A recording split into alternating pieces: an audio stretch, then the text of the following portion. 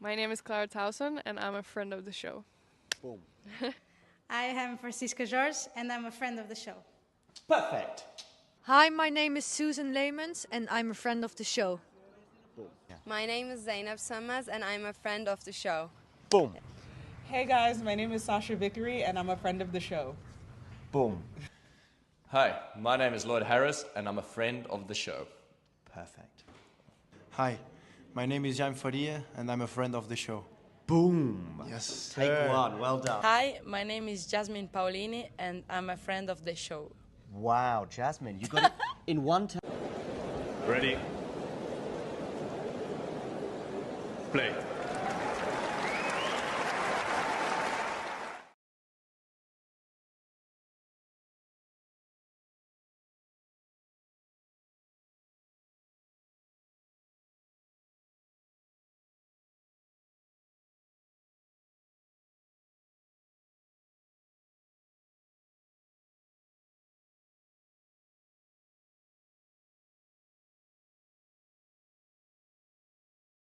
About even before the even before the draw kind of like started playing out. Obviously Fonseca was already facing another breed, Jacob Fernley, so it's like a bit of a funny story there as well, that at first it was Jake and now it's going to be his friends from 10 juniors in Britain, Jack Draper, trying to beat him. You're going to have scores on the screen shortly. Let me fix that. By the way, sorry to disappoint you, Aiden, but I mean, I don't know who Simon is. But yeah, he's not going to be on the call. I don't think we have any Simons in Talking Tennis. So yeah, it's not going to be a Simon today. I don't know actually if it's just me or not. I guess we'll see shortly. I was asked earlier today by John if I wanted to do this, and I obviously did. In fact, I was even gonna tell him myself that Draper Fonseca is an obvious candidate for a watch along today. And yeah, but I didn't really get any other info in terms of if anyone's joining or not. Anyway, scores shortly on the screen, but Fonseca already starting the match. This has, of course, been a matter of discussion over the last 2 days. You know, who's the favorite here? It's kind of like Fonseca playing Rublev at the Australian Open, right? Where seemingly, it should be quite easy to say that Jack Draper is obviously the favorite. He's so much higher ranked. He's got so much experience.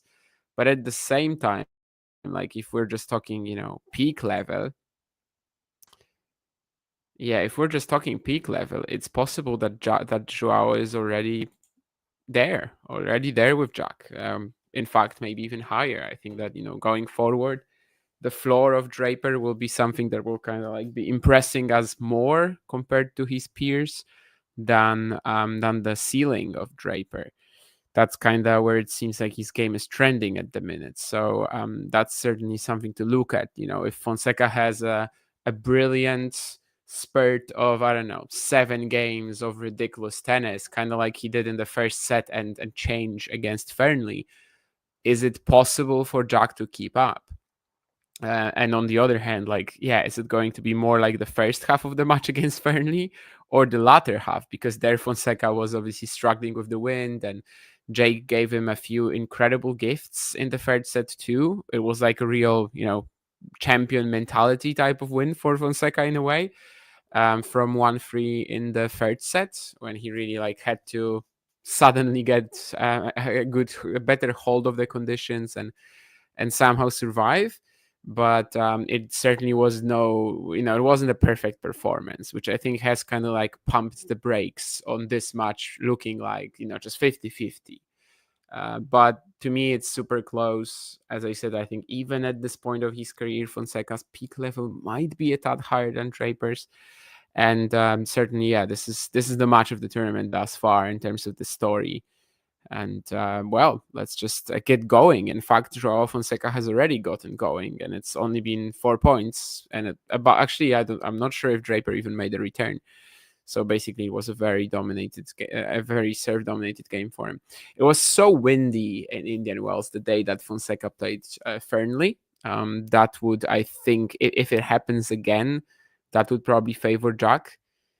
I don't think it's quite as windy, but we know that the desert in California is a tricky place, and very, very often we see the conditions there.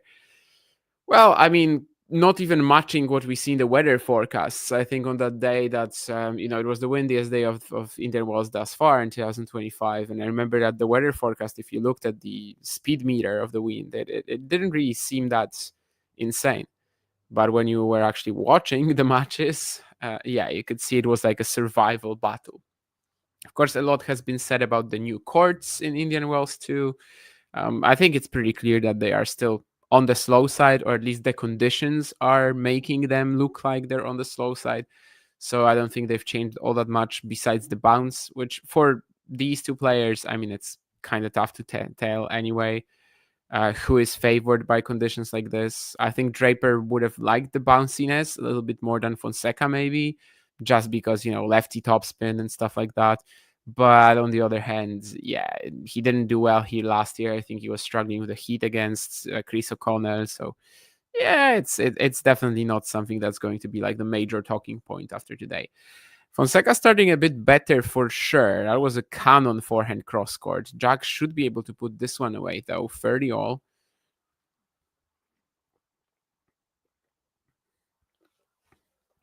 I'm not going to be talking anything groundbreaking here, but obviously it is in Jack's best interest not to fall behind early here.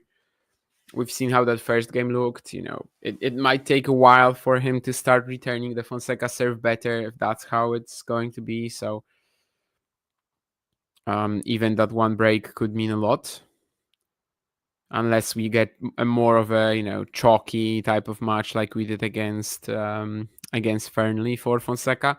Draper, of course, has not played in Indian Wells yet. In fact, I think he's only played 2 events this season, right? I mean, it was obviously the Australian Open, where he had a solid run, but 5 setters, and then couldn't really have anything left against Alcaraz. And obviously also the Doha final, which he lost to Rublev, but needless to say, these are 2 very solid results.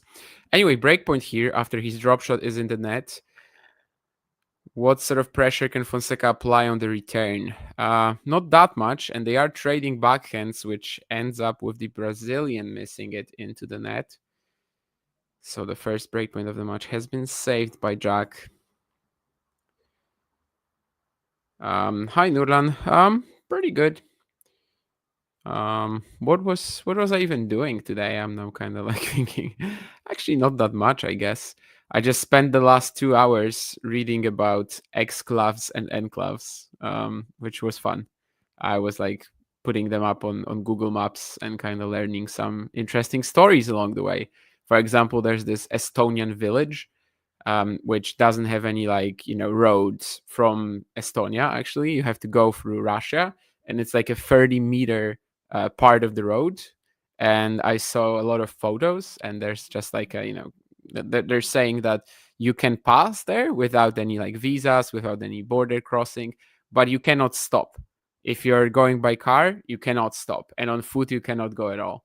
So if your car breaks down or something like that during that 30-meter ride, you have to call the Estonian authorities and then kind of figure out whatever you're going to do from there. So stuff like that. For some reason, I just started reading a Wikipedia article, and then what sort of a rabbit hole sometimes that is. I'm doing great. Terry says that the crowd is for Fonseca. I don't think that's surprising, right? Seems like a lot of places around the tennis map, they have a big Brazilian contingency. Sort of, with Thiago Seybold, we've seen it already, or even sometimes with Monteiro. But obviously with Fonseca, it's going to be like a completely different scale. And considering what sort of a big market for tennis, for tennis Brazil can be, and it's not quite there yet. Obviously, if Fonseca became the kind of superstar that people are expecting him to, I think that would definitely be a major selling point, not only in Brazil, of course, but also around the world. Wildcard here into the main draw, Fonseca. The way it's looking right now, I don't think he's going to be needing these wildcards for that much longer. For Miami, he's already in automatically. Anyway, 15 all here. Oh, wow. That's a Ooh, that's a miss and a half from Mr. Fonseca. It's not quite enough to rival the Fernley volley, if you remember that. 3-4 in the deciding set deuce, which I think was mostly wind caused. Like, I'm not actually blaming Jake for that. I saw some people, though, on Twitter calling it the worst shot they've ever seen or something like that. Well, this was not that far off either. Like, this was wild. Was just trying to slam this forehand down the middle. It goes so long. And now he's the one going 15-30 down.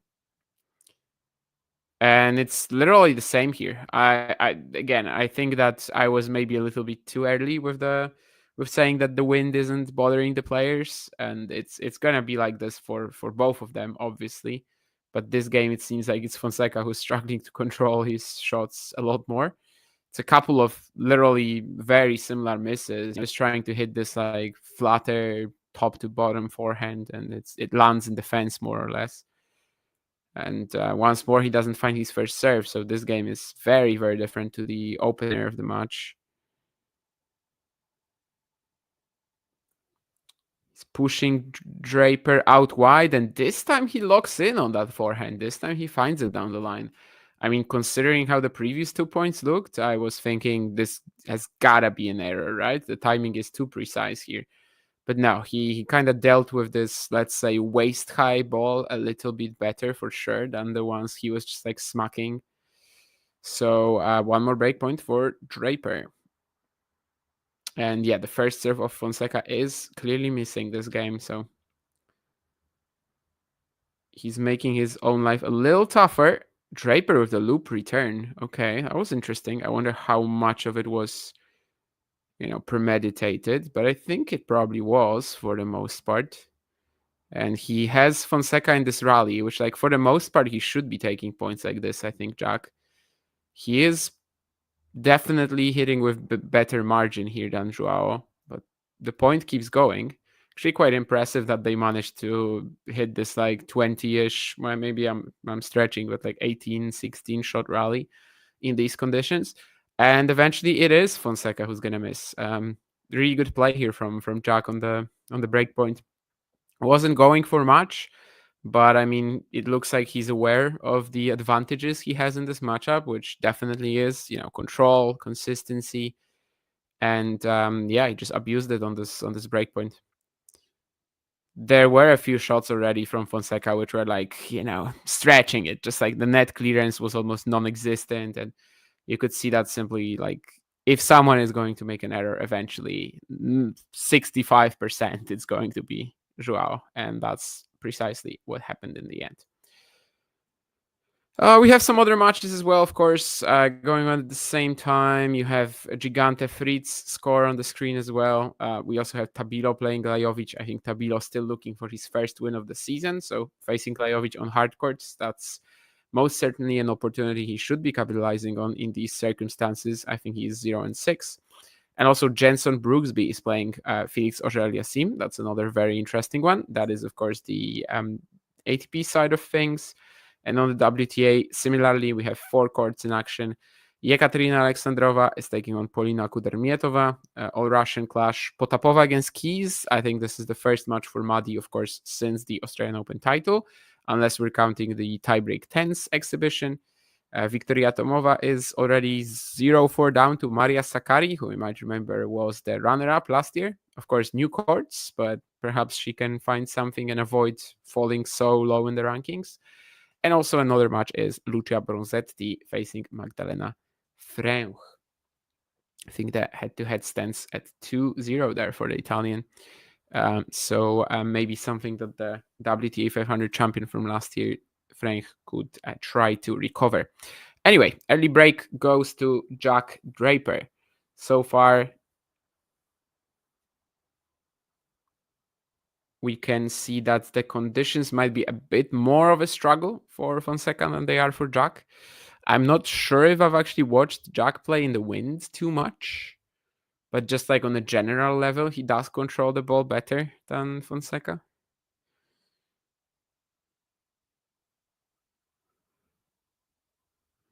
A bit of a sloppy +1 forehand here from him, though. Still nothing scary, 15-0.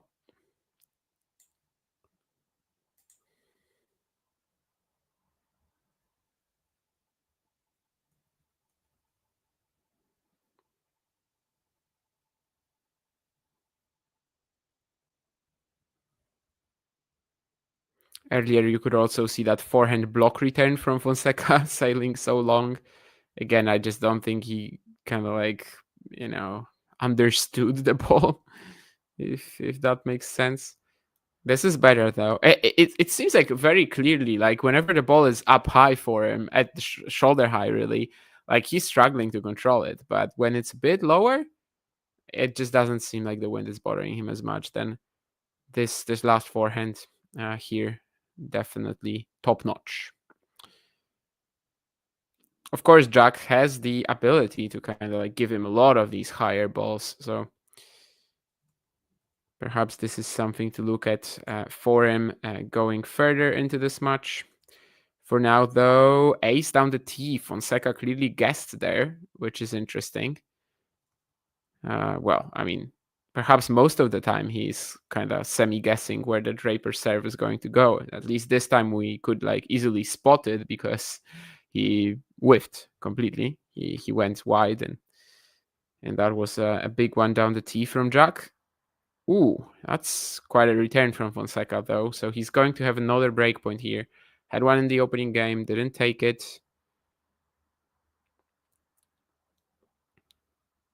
Yeah, somewhat random, but he did connect with it. And Draper was not expecting that down the line. So we've got a breakpoint for Fonseca to potentially get us back to level. Let's see. Once more, Draper hunting that down the tee angle. But it's going to be a second serve now. Fonseca moving backwards. Just wants to get the ball in play. In fact, he will not need to because Draper double faults. It's kind of tough to say, about the direction of the wind, but I do think it's coming from the side where like Jack is playing with the wind at the moment, and obviously that will also make it a bit tougher to put your second serve in. But anyway, 2 games all. In a way, we can kind of like skip all the wind talk from here on out, right? Because it's obvious that both players will be bothered by it. It's really just a matter of who adapts better, who is going to like provide a better survival effort, even from time to time. It's not. I mean, they should play in Kigali, right? If they're complaining about Indian Wells, they should play in Kigali. The challenger in Rwanda the last 2 weeks. Now these are conditions that are tough to control with the insane winds, but also the high altitude. Indian Wells is nothing compared to that. So you guys have never even seen something like this. I'm talking to Joao and Jack. Obviously, they haven't played the Kigali Challenger. I wonder if there was any player in Indian Wells that played the Kigali Challenger, since it was only established last year. I guess Kamil Majchrzak did. Otherwise, though, I'm not sure. Was Truncheriti in the qualies here? I don't even remember now. Anyway, 2 errors starting the 5th game from Fonseca. So this match is definitely not going that easy for the servers, despite the opening game that was telling us that. 33% first serves in for Joao as well, which I think in the first game he made like 3 out of 4 at least. So basically since then he's been really struggling to find his spots. And just like on this one,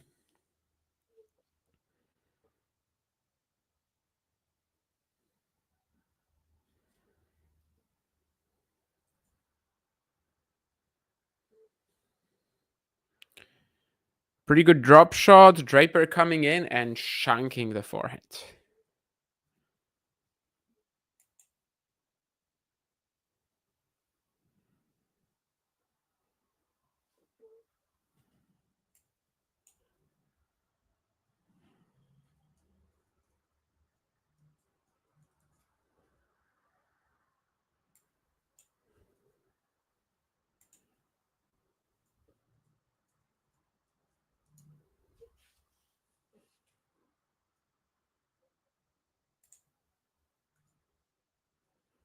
The serve finally comes to the rescue of Fonseca, and we are at 30 all now.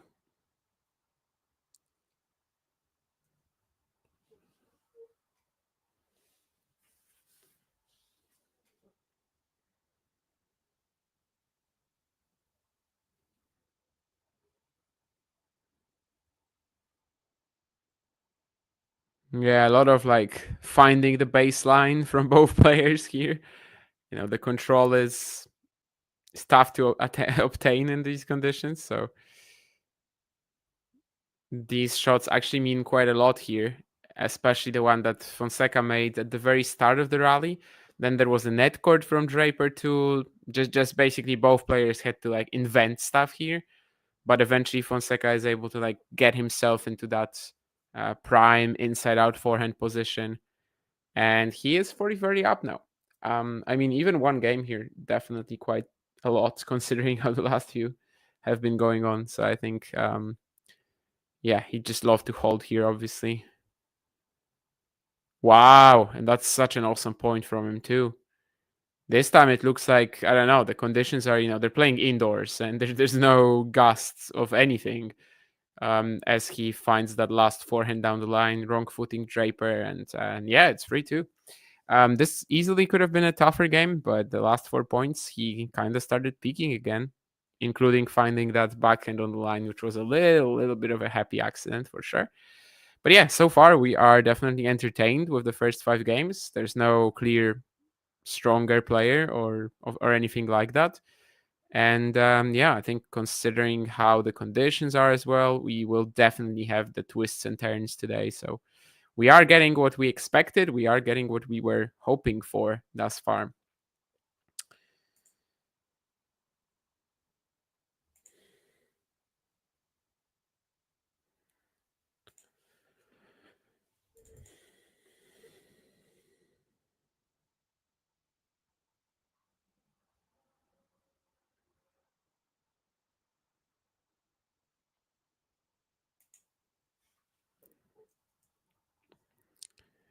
As you can see on the screen, Gigante and Fritz are still going with serves. I mean, that's going to be a pretty difficult match for the Italian, but let's see. Guess Gigante must have qualified, right? And Fritz, of course, is a former champion at this venue and generally does pretty well here. Different courts, I know, but I mean, the speed is similar, so probably won't be that much of a factor, I guess, in his campaign. Tabilo is up on Lajovic early, so that first win that he's looking for, really vital for him to try to get that. And yeah, I'd love to see a good match from Brooksby and Oja Aliassime too. That would be something if Jensen can kind of like get going like this. Because so far, obviously, the comeback has had its ups and downs. He hasn't really like maintained the level that he showed against Tommy Paul in Dallas over any extended patch. But I mean, there's been flashes here or there. It's just that you have to remember, like, this week he probably should have lost to Bonzi. And last week in San Diego, he was like straight up outplayed by Ethan Quinn, should have lost 6-3, 6-3.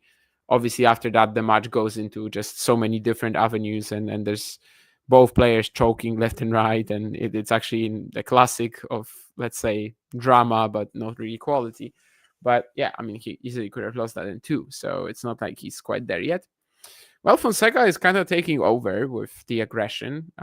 You can see he's really like pushing himself in these rallies, whereas Jack is maybe on the more defensive side, which isn't really bad for him. I mean, he's comfortable in exchanges like this for sure. One of them here he wins, the other one he doesn't. In fact, one of them wasn't really an exchange with the forehand return of Fonseca winning him the point. And it's another massive forehand return, but this time Jack is reacting to it better. So we will have an actual exchange. However, the Fonseca forehand, the last like 10 points or so, is just like, if you poured gasoline over the court and lit it up, it wouldn't be quite as fiery. Yeah, there was some good like extending the point from Draper, but he was late on every ball and kind of just hoping for that error, which didn't come this time. It's a great serve out wide, though. He's gotta be winning this point, and he is. Beautiful stuff. Yeah, that one could be killing Fonseca in this match, especially as it's a pretty slow court. Like the kickers are going to be good, and we'll see. But yeah, I mean, good on Draper as well to just use the drop shot here, not really worry about putting the ball away in any spectacular fashion. 30 all, still has to be cautious. It's another good serve. It's in play, but the next shot is not going to be. So once more, just pretty solid serve +1.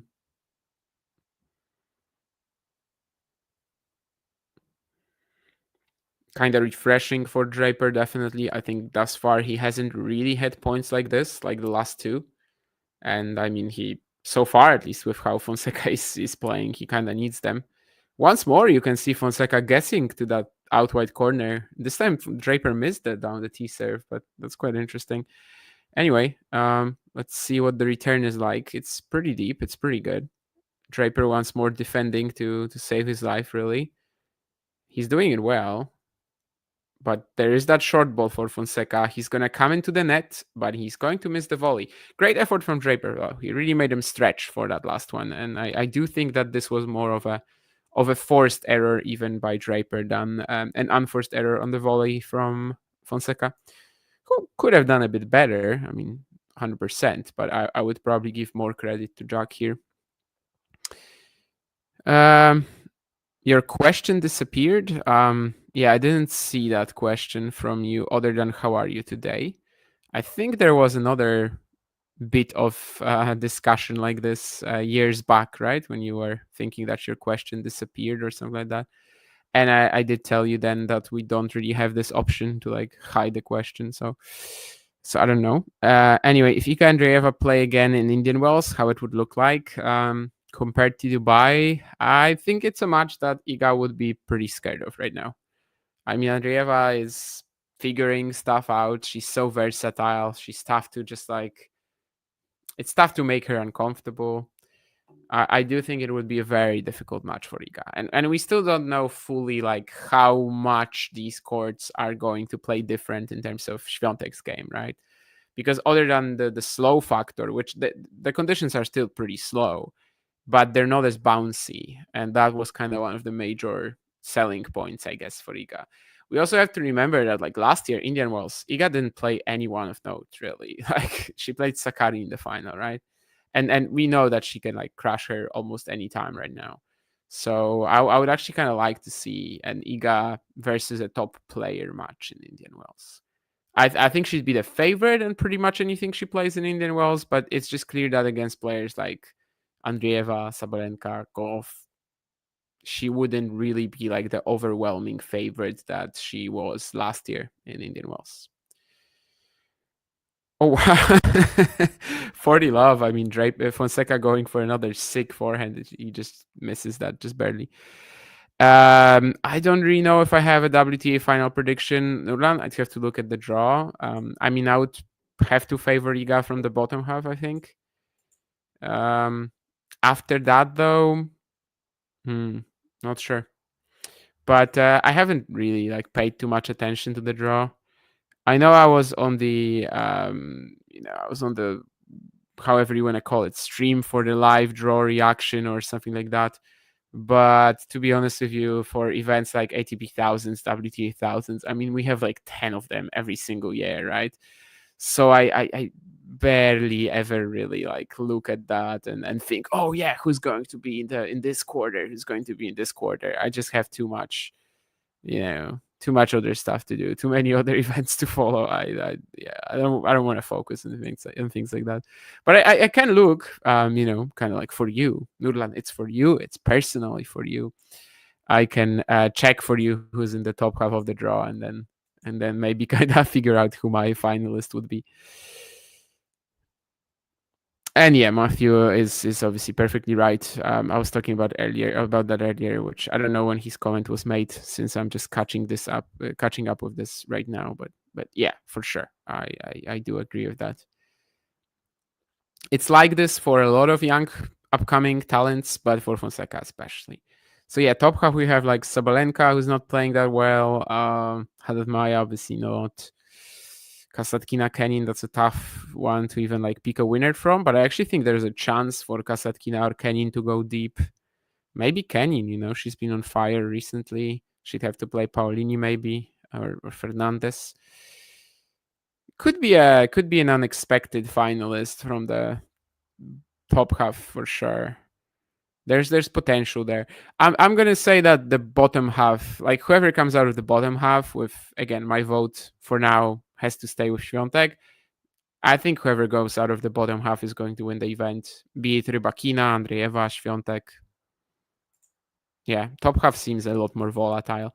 Unless we get a Coco Gauff who's going to be back in shape. It's wild. I was just thinking about Coco's season so far the other day. I mean, the fact that she was looking like the best player in the world between like the Asian swing to the Australian Open quarters, and then she's lost 3 matches in a row. It's kind of insane. It's probably not gonna like take for it's not gonna be a streak that is going to be lasting forever. No, I don't think that, but it's pretty wild. Anyway, 4-3 Fonseca here, and Draper serving.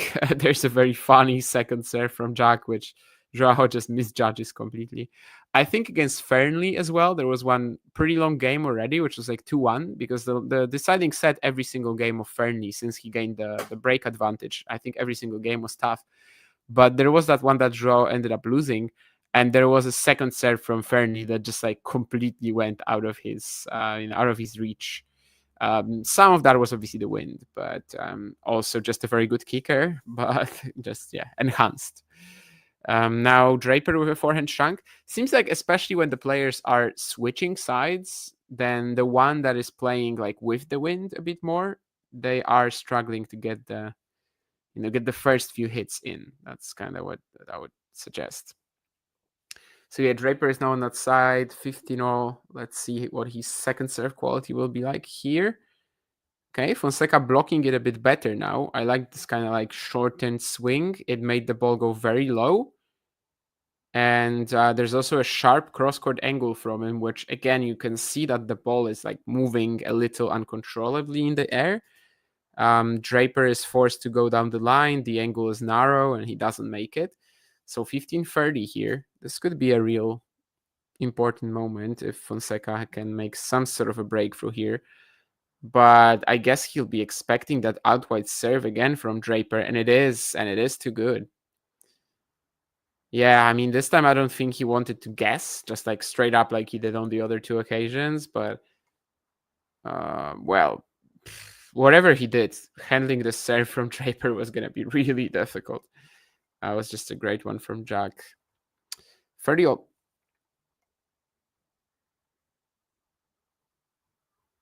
And I think he finds this one too. Yeah. So second game in a row, second service game in a row, Draper is 15-30 down and just starts coming up with bomb serves that, basically make sure that he either has an easy put away, or just like in this case, just doesn't even have to touch the ball again. But when it's okay, this is okay. No, never mind. Yeah, I mean, Draper is playing with the wind, so this lob was never going to make it. I kind of forgot about it. I was like thinking that this was going to be right on the baseline and it was going to be a very difficult smash for Fonseca, but no, I mean, with the wind, that ball was kind of carried. But yeah, I mean, whenever the ball is more or less in Fonseca's reach on return, he seems to be putting them in at a pretty high rate at the moment. I mean, this game, it's like, what, 2 aces from Jack and that one second serve that bounced pretty funny. Again, we have a point. Fonseca going for a pretty big inside out. It's going to clip the net and it's going to go out.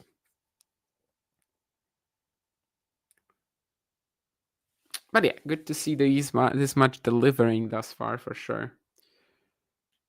I don't think we were ever really going to get like a dud, but so far we're definitely getting like both quality and, well, not drama yet, but a tight scoreline.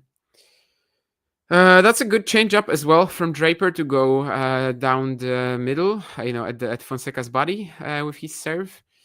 And it's clear again that the Brazilian was just guessing out wide. I mean, he knows what sort of a force the Draper lefty out wide serve is, and he's literally going there. A lot of the time, he's just going there based on the fact that he thinks Draper will serve there. Let's see if that's something sustainable, kind of like going forward, because so far he's kind of losing a lot of points because of it. Then again, maybe, you know, once Jack actually does go there, maybe he's going to have an easier time.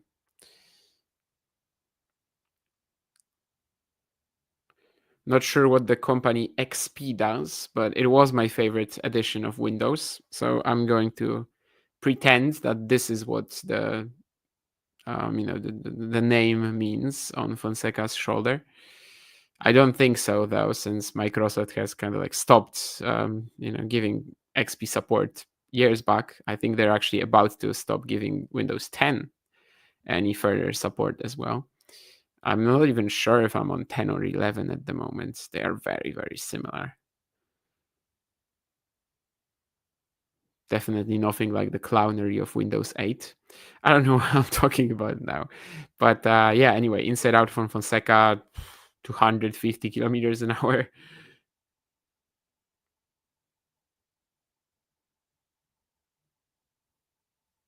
Does Jack find the line there? I think he might have.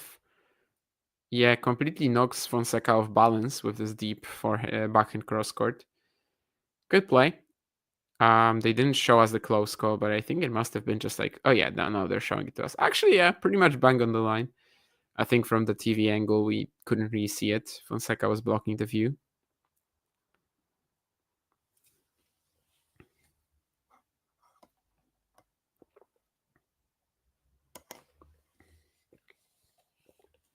They're waiting for something here.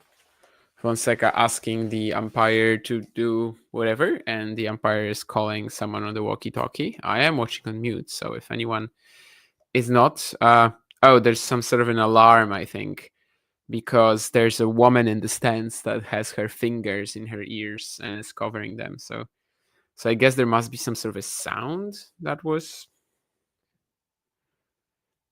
is presently heard around the venue. I'm not sure what that is about.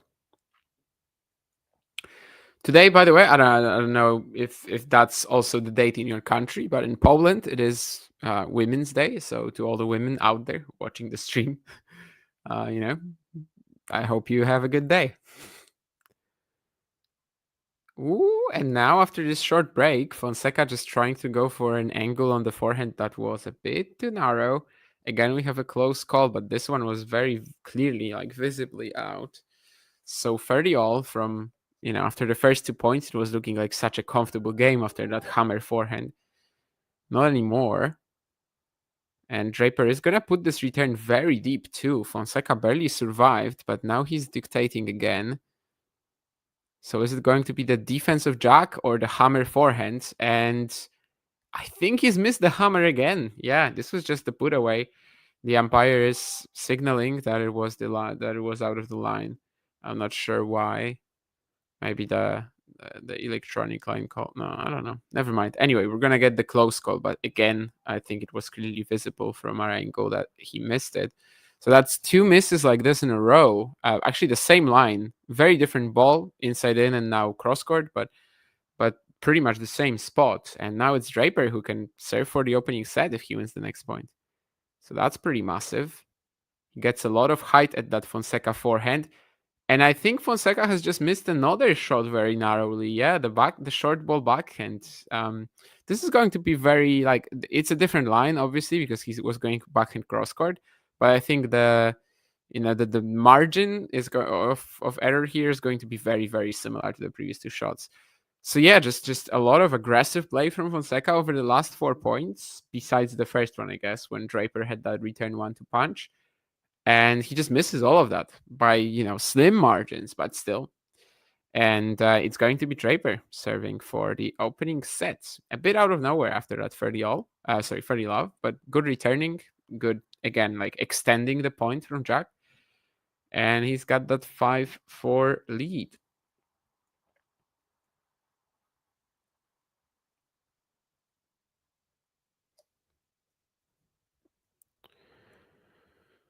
If Fonseca wins this match, you'd make him favored to win the next round? Yeah, absolutely. I think if he's like barely the underdog to Draper, then he's probably also going to be, well, I mean, against Felix, maybe in terms of the odds, I know, but I don't know. Having watched a lot of Felix matches, I was just like, not too impressed. Like, he's got a lot of confidence at the moment, for sure. He's using that to a great extent, but I'm not like thinking, oh yeah, this is the guy that's going to win big titles this year. So I do think if Fonseca gets through today, potentially round 3 could be a just slightly easier match than this. If it's Felix, if it's Jensen, then yeah, easier. But obviously, there's no like guarantees with Fonseca at the moment. And in fact, yeah, after that break, we probably should maybe talk about Draper's chances in the next. Yeah, for three basically literally the same misses from Fonseca. I know they were all different shots from different angles, but they felt very similar. Ooh, I mean, that's a serve Jack has to avoid, though. It's getting pretty clear that he has to avoid that. Just like this kicker second serve at the body of Fonseca, or rather just into the middle of the box on the deuce side. It's been punished by Joao like 2 or 3 times already, including this return winner. It's clear that this serve has to go.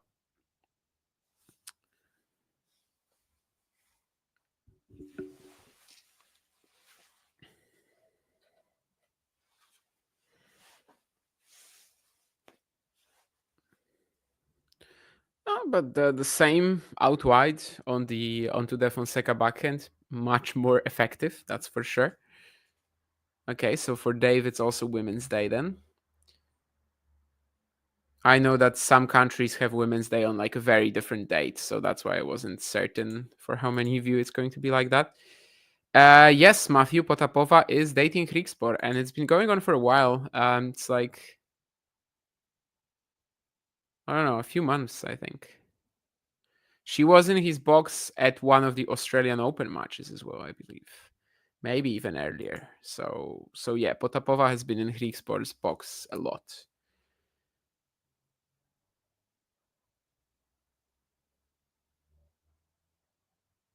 Isner that twice in a row. Nah, yeah, sort of.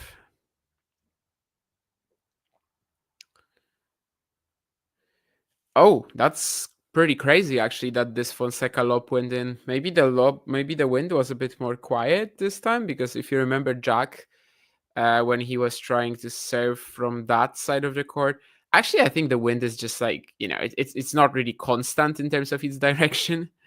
Because I think when Jack was trying to lob from that side of the court, that was the one which like had zero chance to get in, realistically. Simply because the wind just like carried it away. And this time Fonseca, it seemed like that the topspin lob just had zero, it had zero impact on it. Anyway, the next point is pretty crazy too, and now Fonseca will have 2 break points. The return from Joao was like just right on the baseline, and after that he took over so smoothly. I was thinking that last drive volley, that might be a bad idea, but he landed it. So he's got 2 breakpoints now to get us back to 5-all. Or rather, 2 5-all, since we weren't at 5-all at any... Jesus Christ. I mean, Fonseca just has zero interest in, constructing the points sometimes. Goes for this massive forehand line here, and again he misses it by a very similar margin as the ones in the previous game. It's just 1 more breakpoint, it's a little reckless maybe. Let's see. I mean, it was definitely a little reckless, regardless of if he wins the next point. Then again, if it goes in, I mean, we're all screaming and we're all saying, "Oh my, what a shot!" Right? Draper with the drop shot. It's not too good though. I think. Ooh, but he survives. Fonseca could have done a bit more. I think that Jack was not playing that with, against the wind here. It did kind of like really didn't do much. But then he's able to save himself with the forehand pass. It's a pretty good pickup, to be honest. I mean, Fonseca played it weak, not too much power, but somewhat deep at the middle position of Draper. So yeah, deuce. Could be quite a set for Jack. I mean, if he's able to win the previous game and also this one, considering all that's happened. Oh my, but I mean, let's see if he actually loses the point, Draper. But I just said that this serve has to go. And he once again used it. In fact, he still survives, though. That's insane. I mean, yeah, again, the fact that he played the same second serve as on the first point of this game, it really has to go. Like, Fonseca was just on it instantly. And once more had a drive volley there, which was pretty difficult, but he made it. Then Jack actually lobs him. And I think the ball stays in the air for quite a long while there with the wind. Fonseca can do a much better job on the smash for sure. Doesn't, and eventually he actually is the one to miss. Ooh, and Draper throwing in the serve and volley, I think maybe for the first time this match on set point. Very difficult volley. I mean, if he landed that, would have been quite the set for sure. Considering the last 10 minutes are, yeah, just topsy-turvy as they come, I suppose. But yeah, that previous point has to avoid that serve, but because he's so quick, because he's so good just defending, counter-punching, he was able to survive it. Let's see if the serve and volley comes back to bite him or not. Well, it still could after a double fault, but then again, you gotta understand that he was going for a different second serve this time and just wasn't willing to give Joao the same easy ball again, which he did the last two times, serving with his second serve on the deuce side. And yeah, now breakpoint number 3, but it's obviously out wide.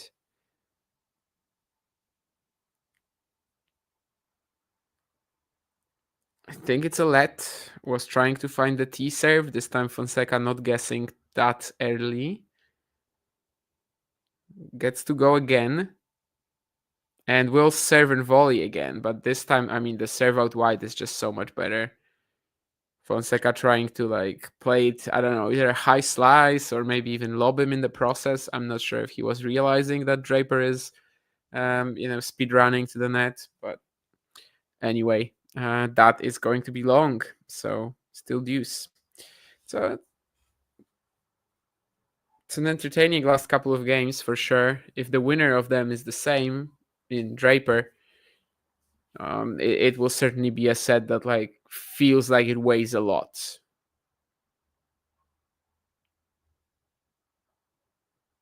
Fonseca on the attack again, and I think just barely missing the forehand. Yeah, he's disappointed with himself here.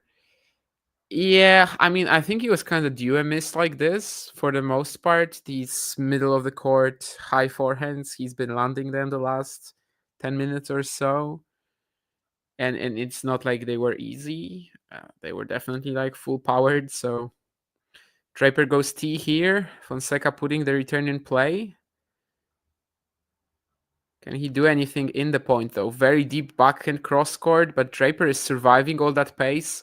And eventually, again, yeah, it's just going to be Jack extending the point well enough for Joao to make an error. So really the story of the last two games, right?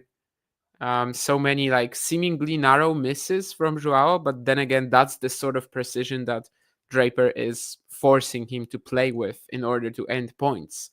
And the conditions are not really allowing for that sort of precision. I think Joao is playing, just full hammering these forehands, and maybe he's going to have some sort of an adjustment here. Maybe he's not. But yeah, the first set goes to Draper, and he's definitely playing it a little bit smarter, I'd say. 9 winners and 23 unforced errors from Fonseca, and yet 34 to 33 in total points won. So 23 of 34 points won by Draper in this set were unforced errors from Fonseca, which is pretty insane. That also means that 7 winners from Draper and just 4 forced errors. But yeah, I guess, we know who's dictating more, so I guess that makes sense. But yeah, if you look at just the stats of winners and unforced errors, you'd probably think Draper won this set 6-2. But it's actually 6-4, and it was kind of even closer than 6-4.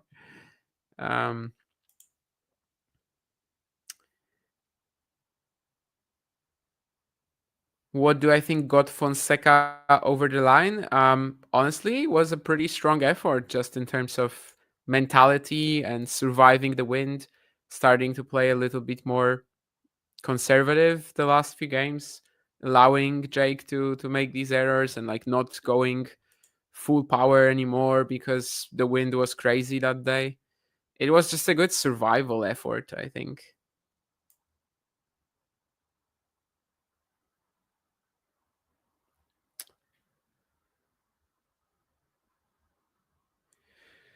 Does Potapova's divorce confirms that she is in fact not wifey material? No, I think that Potapova's divorce confirms that Shevchenko is not husband material. No, I mean, they got married very early, both in terms of how their relationship was progressing, but also just in life. And having met Sasha Shevchenko a few times, I'd say he's great. I think he's fantastic. He's very funny and nice, but he is also just a bit of a kid. And I think maybe it was never really going to work yet for them. Of course, there are pairs who like get married at that sort of stage of their relationship and their lives, but I don't know. For some reason, it just always felt a little. Shevchenko, I don't know. I just see him more as a party animal for now. The husband, maybe it will come later in his life.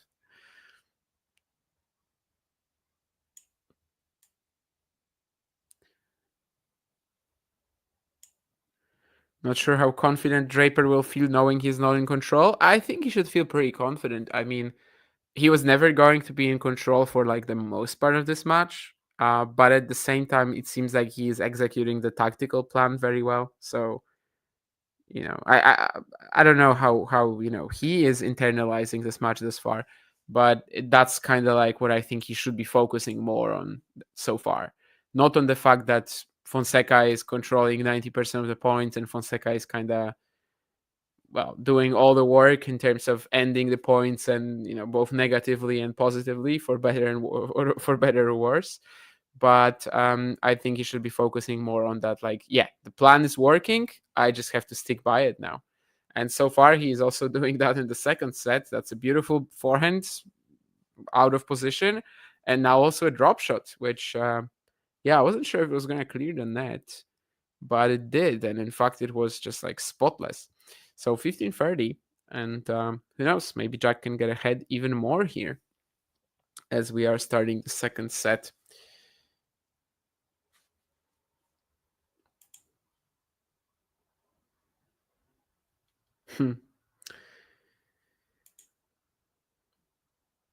And yeah, that's another forehand dumped into the net for Fonseca. So 2 breakpoints now.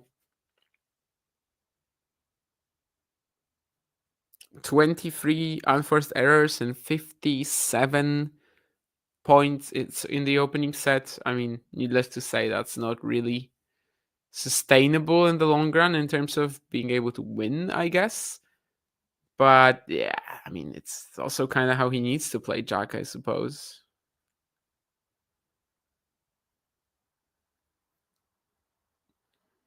Would he be able to like out rally Draper, slow things down here? I don't know. Some of the defending from Jack is definitely fantastic. Like even this shot, he almost gets back in play. I think Fonseca would have cried if this lands in and then he misses the next shot. But obviously he did make it.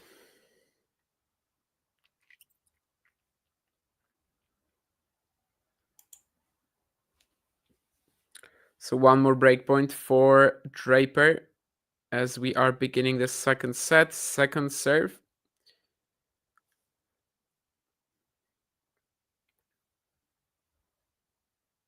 I think we've only had one double fault from Fonseca, but that's not going to be the second.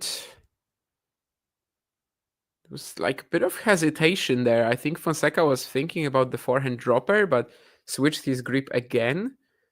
Well, he's still in the point, so I guess it was fine.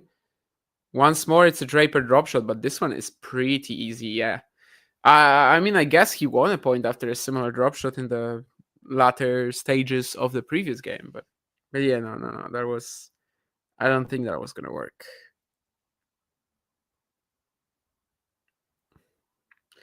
Still made Fonseca smash for it, which I guess doesn't have to be that easy. I don't know if we've actually seen Fonseca smash before in this match.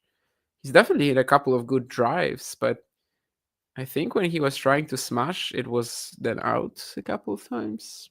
No, I mean, sorry, yeah, there was that long point when he smashed, and actually it wasn't perfect. But yeah, this time he was much closer to the net. So 2 breakpoints saved anyway. But that's another inside in into the net. It feels kind of crazy to say it, but I think for the way that Fonseca was playing in the opening set, and for the conditions too, his consistency was still pretty high. And I'm not surprised to see some of these errors.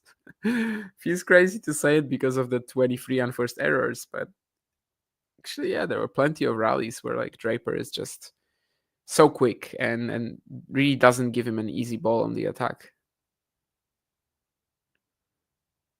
But now Draper feels that this is his moment. He gets that shorter ball off the backhand, finds the line with it, goes to the net, and wraps it up on the volley. Fonseca was so far out of the court that he didn't have to do anything on the volley. And to his credit, he definitely didn't force it. So a set and a break up now, Jack Draper. Set and a break up as well, as Matthew mentioned earlier. I think was it Matthew?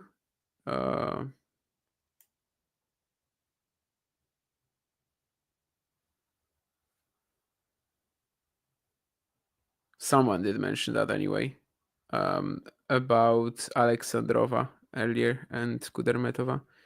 Someone did anyway. But yeah, Polina Kudermetova is up by 7-5, 3 games to love. Bronzetti up a set on Frank as well. Seems like Madison Keys, the first appearance after the Australian Open title, is going very, very well against the aforementioned Potapova. Brooksby up a set on Oger Aliassime, and Fritz is also up a set and a break on Gigante. All right, let's come back to Draper, although I will also check what you guys were saying in the meantime. Oh yeah, it was Terry, sorry, that said that Polina was up a set and a break.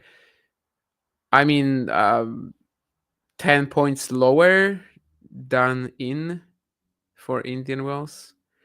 I mean, CPI actually, for Indian Wells, it used to be high. In terms of the previous surface from Plexicushion or whatever it was, it used to be pretty high. It used to be higher than Miami, but just never played like that due to the conditions in Indian Wells, and also a lot of sand in the mix, which basically made the ball like sit up on impact.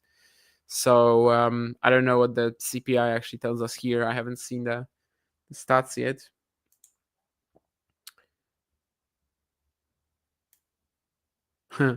Fonseca seems like he's using patterns meant for righties. That's a pretty interesting one, but I don't know. The last game, he was going for all these inside in forehands right early into the point. We'll see. Will Botic do to Novak what other big hitters have done to Novak in the past year or so? I think you're kind of missing the fact that Botic is not a big hitter compared to Popelka or Berrettini. I don't think it's the same league. I mean, he is a big guy, but I don't think he is playing tennis the way that Opelka or Berrettini do.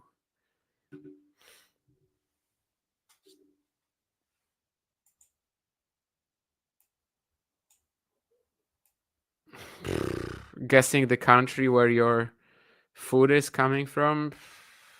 Where are you right now, actually? Like, that's kind of still... That's something that could also help us a little bit more, because I'm not sure which side of the globe you're on even at this point. You're such a globetrotter. I got the Jakub Błaszczykowski haircut. No, I don't know. It's just my usual haircut, you know. I go to the hairdressers and I say the same as it was, just shorter, so that I don't have to show up here for another 2-3 months. And then they do it. So it's the same haircut as always.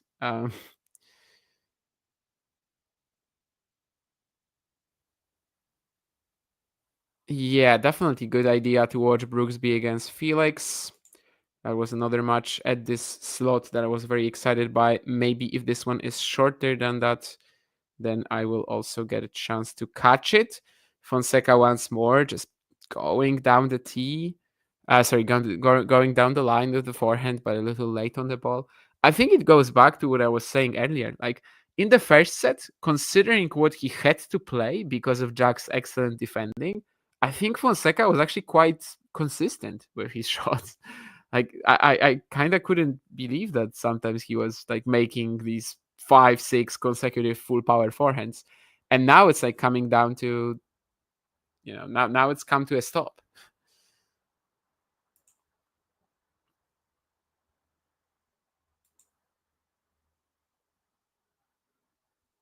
Casper Ruud had cotton stuffed up his nose yesterday.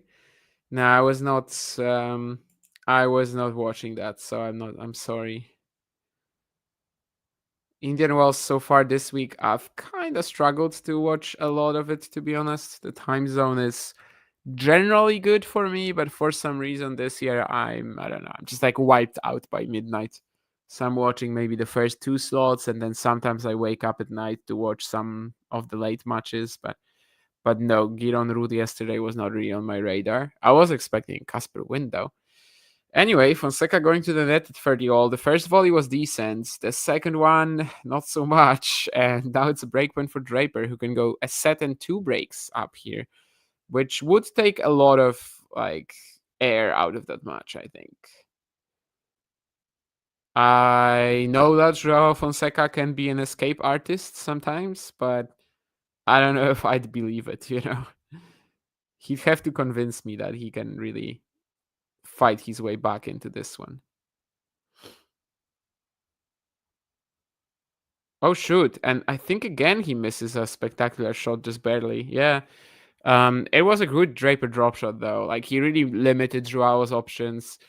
The way that Fonseca tried to play it, I guess there was no better one, really. It's just that the angle that Draper limited him to was so rough.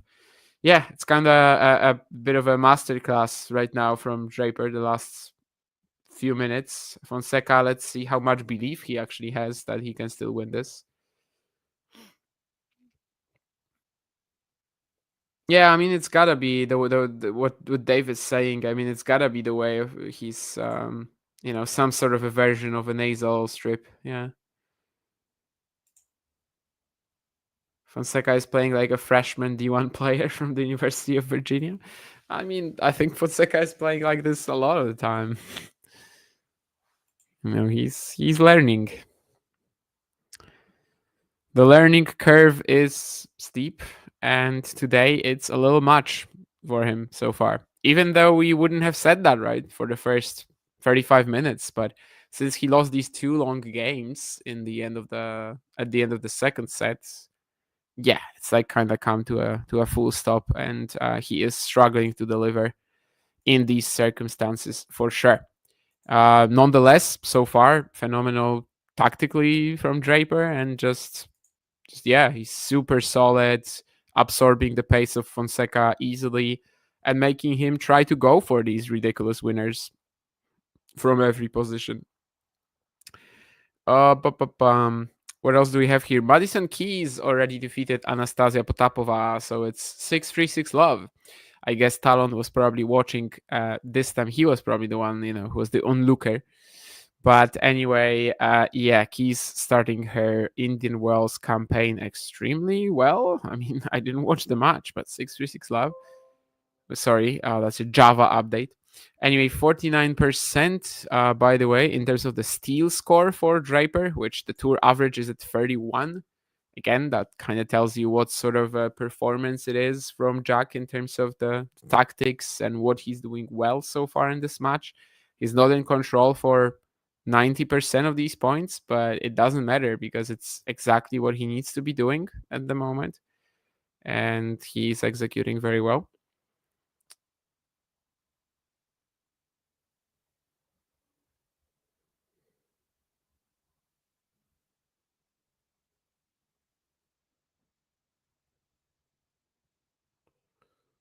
That's a cool point for Fonseca. I just said that I don't know how much belief he actually has.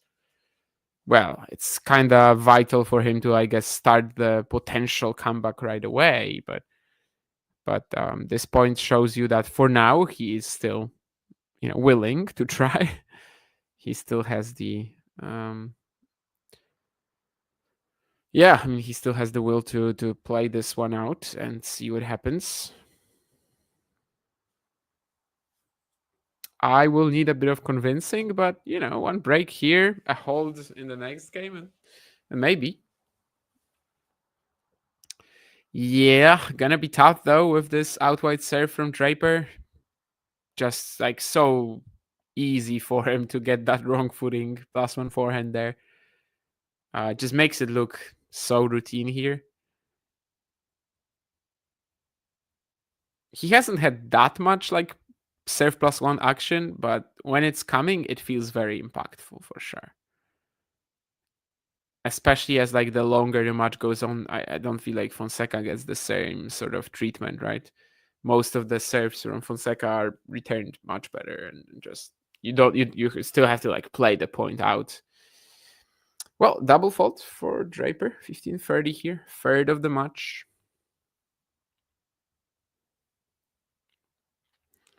He's consolidated one break already in the set. If he does consolidate two, I think he'd feel a lot safer. It's a good drop shot here. I think this time the wind was definitely on his side, which I'm sure he had in his mind actually playing it. On his side as in, it collaborated with his drop shot, let's say that.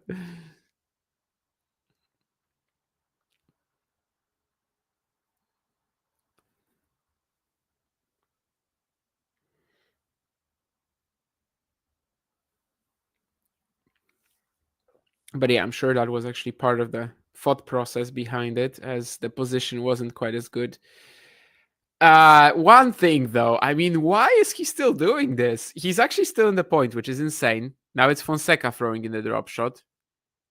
And Jack is going to win an incredible exchange at the net. But why is he still giving Fonseca that same serve? Middle of the box, second serve, and Fonseca keeps crashing it cross court. But somehow Draper still wins the point. So maybe it's irrelevant. Draper is like, okay, I'm going to keep giving him the same serve, which he's crashing every single time. He hasn't missed one yet. But I still win points. So, it's like a domination, signal for Joao that like, I'm going to keep giving this to you, but I'm still going to be winning the points. You can do nothing to stop me. And in fact, one more point here for Draper, and it will kind of feel like Joao can do nothing to stop him. Very deep +1 forehand from Jack.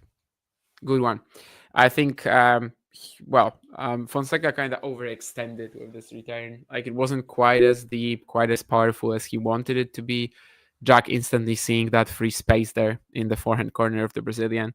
And he is 2 sets. 2 sets. 1 set and 2 breaks up. Another winner for today already is Maria Sakkari, the runner-up from last year. So she also dropped just 3 games to Tomova, just like Keys did to Potapova. Still feels kind of insane to have Potapova unseeded for these events. Like, she could easily be within the top 32. Obviously, she was for a while. But then again, she didn't really prove it today, I suppose. The way this match is going, it looks like I might get to watch Brooksby Auger-Aliassime shortly. Why should Keys not be the main favorite to win the title? I don't know why she would. I mean, I know she's won the Australian Open, but do you expect her to win every single event from now on? She's up there, as one of the contenders, but I don't think she's the main favorite. Then again, it's not like on the women's side. It's not like last year when we're entering the event and just thinking, I mean, nobody can beat Iga here, realistically. It's definitely not the same landscape right now. So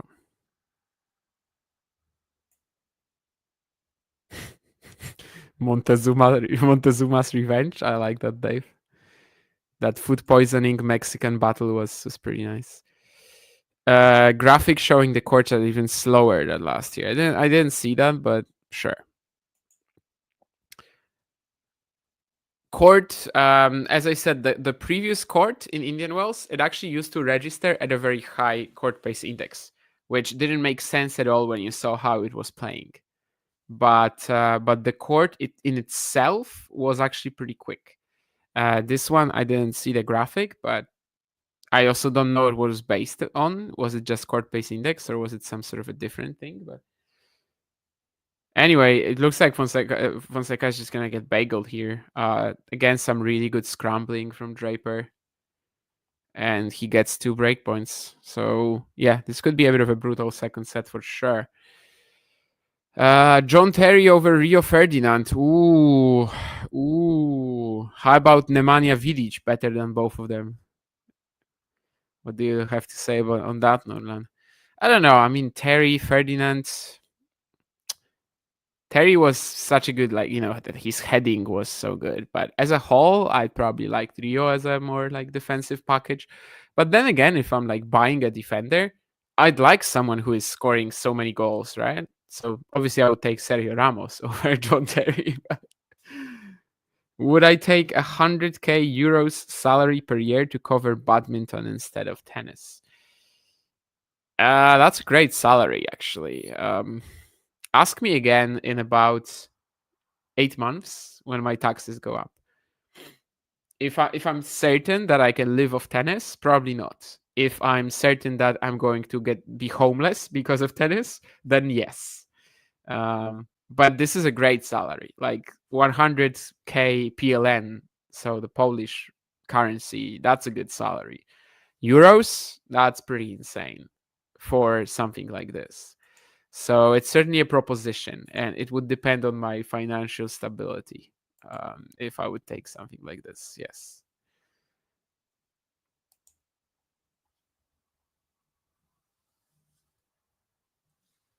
Covering tennis, covering badminton as well, probably wouldn't. Oh, sorry, no, I was actually going to highlight this, but yeah, covering badminton probably wouldn't make me not be able to watch tennis or tweet about it or show up here, right?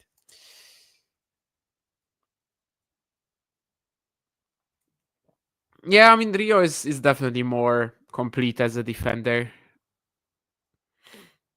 Terry kind of has just more aura, and the heading it's just so much better. But I do think Rio as an overall defender, yeah, I'd take Rio. But as I said, Vidic over Ferdinand and Terry for me, and then still they wouldn't be the prime choices from this century. I think that's gotta be Ramos.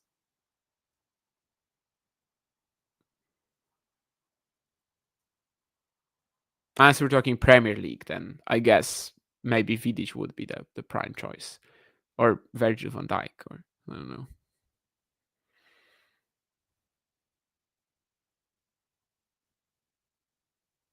Kolo Touré. No, I'm a bit biased, but towards it. Anyway, Draper serving for the match. 15 love already. Double fault again, but that one feels kind of inconsequential.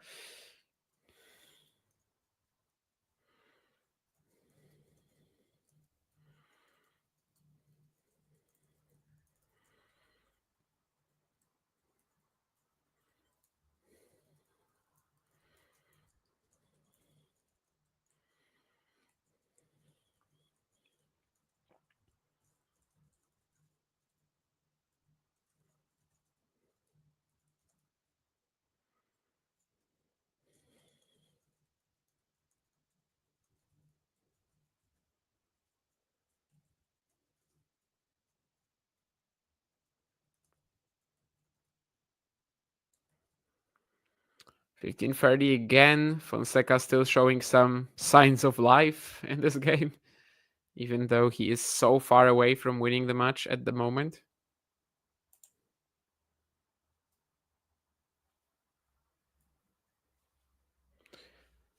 And well, there's some reaction from the Brazilian crowd now too, as he has 2 breakpoints to avoid the bagel. Last time he had 2 breakpoints, obviously he didn't take them. That was the last game of the first set, and that kind of just ended up shifting the match completely right there. He's trying to defend here. He will actually get a point, get a chance in this point. But yeah, a little late again on that forehand line. This time the frustration is very palpable.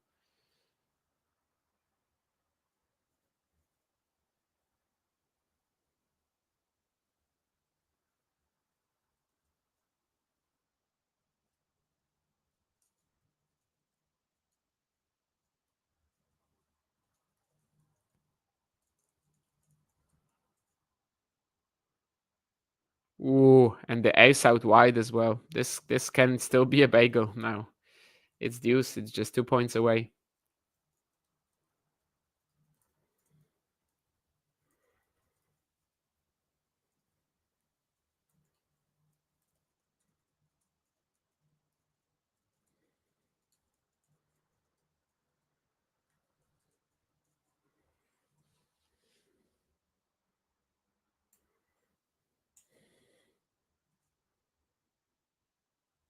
And now Draper is also feeling a bit more confident. He's hammering a few forehands himself. Fonseca will make the shot, and it's not an easy smash. But yeah, Draper is just like a different person at the moment, to be honest. You can see in his movements, you can see in how he's playing that, yeah, I mean, he just feels like he's confidently going to win this match, which I can't blame him for. I mean, he has a match point and he is 5 love up. And now he's going to try to get that bagel.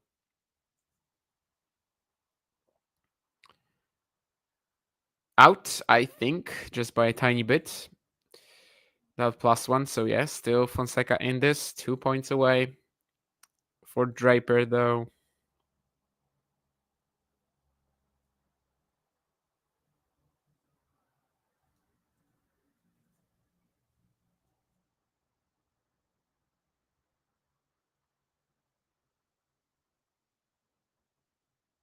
Draper at the net, very, very nice as well. Just covering the angles perfectly. That first forehand volley, he had to be a bit creative about it. He does get it, and then just covering that last one from Fonseca. It was clear that Joao can only go cross, really. And Draper does it perfectly again. So match point number 2. Serving at the Fonseca backhand, and Joao is going to shank the return. So here we are, Draper, 6-4, 6 love. In the end, I can't say it was I mean, I understand if you want to say it was a disappointing match. I was entertained by it, and I was entertained by trying to understand what's happening for the most part. But yeah, obviously we didn't get like a 3-hour classic, and we didn't get a back and forth battle that would still be going on right now. But yeah, it was enjoyable, especially because Draper, I think, played pretty perfect. Like tactically, he never dropped the ball. He was absolutely just like sure of what he wants to do, and he kept going like this, loosening up a little bit at the end because obviously the lead that he gathered was pretty huge, and he was able to do that. But yeah, I think that first set, it was clear that Fonseca only has one idea for this match, and it's like to go full power at Jack and to just blast through him. And sometimes I was actually kind of surprised, in this first set that Fonseca is landing a lot of these shots. But eventually, when he stopped, when the sort of like 5-6 shot combinations ended up, for the most part, just missing by that final blow, that's when obviously it came to a total crash. But yeah, as I said, I think Jack made a lot of that happen. Like, it's pretty ridiculous that Fonseca had 23 unforced errors in the opening set, and yet it still felt like until the last 10 points, he was actually very consistent. It's simply what sort of precision Jack was demanding from him in tough conditions. And yeah, just an excellent performance from the British number 1. He moves on to the third round, where he's going to take either Brooksby or Auger-Aliassime. So actually, I don't know if that's the case, but the producer said it was earlier, so I should probably check that. But I suppose it probably is.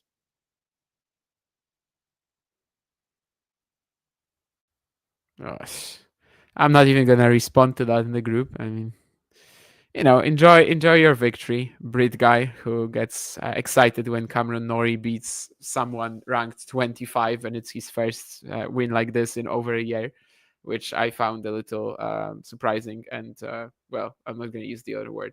Anyway, Jason Brooksby is currently up a set and a break on Phoenix Auger Aliassime. That's indeed going to be the rival of Jack Draper. Joao Fonseca, well, got a win in Indian Wells in his debut. Definitely a lesson today, a bit of a brutal lesson. Could have been a little closer, but Draper did play excellently and just executed the plan to perfection.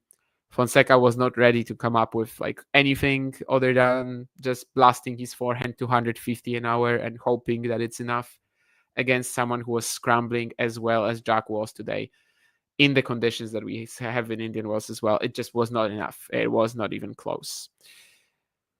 Let's see the other. Oh, Maguire. Yeah, sure. Harry Maguire.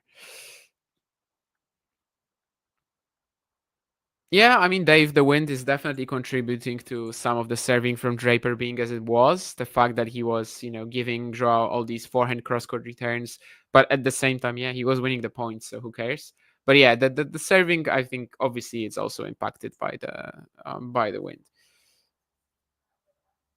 My stream is behind, like from last Saturday. I don't know. Anyway, impressive from Draper. It's not easy to keep your level up for straight sets like this. Draper was locked in big time. Indeed. And what else do we have here? Is Fergus Jack Draper's cousin? Not that I know of, but maybe. Can Fonseca fulfill his commitment to play the Phoenix Challenger? Well, let me see if he hasn't pulled out already. Personally, I wouldn't mind if he just skipped it, to be honest. I mean, does he need it? He is on the list, though. So, well, that's that. The draw for Phoenix is often coming out like late Sunday or even early Monday. So, we're going to have to wait and see because the draws for the 175s, they tend to come out pretty late. Obviously, in order to like facilitate it for all the players that are in Indian Wells or Miami or, well, not Miami, but Indian Wells, Rome or Madrid. Court speed thoughts. I mean, yeah, it's definitely slow. It's just not as bouncy. I don't really know what else to say at this point. It's tough to compare it in terms of the slowness to the previous edition. But yeah, I would say it's not as bouncy. Obviously, there's no that sand in the mix that was there before. But regardless of how quick the court is, looks like Indian Wells will always play pretty slow. I mean, we're not debating whether Fonseca will play Miami or not. We're just debating whether he can play Phoenix. Igor Carlos a bigger favorite this year? Probably Carlos, but yeah, both of them, if it was the same courts, if it was the exact same conditions as last year, would be in a slightly better position. But it's not like they were ruined by that. So yeah, they're still up there, but they're not that overwhelming. Isn't Graskin going to be in Phoenix? He was the last couple of years. I don't know. To be honest, I mean, everybody would love to have him anywhere, right? It's not really like a Phoenix thing. Yeah. Anyway, what else? Do I like cats or dogs more? I definitely like dogs more. I don't know. I don't vibe with cats whatsoever. I don't get why people are, consider cats to be anything special. I don't think they're as amicable. Dogs are a man's best friend, or a dog is a man's best friend. But a cat is just walking, its own ways, I guess. And I just don't think you can really relate or just have the same sort of relationship with a cat as you can with a dog. So I'm a dog person through and through, 100%.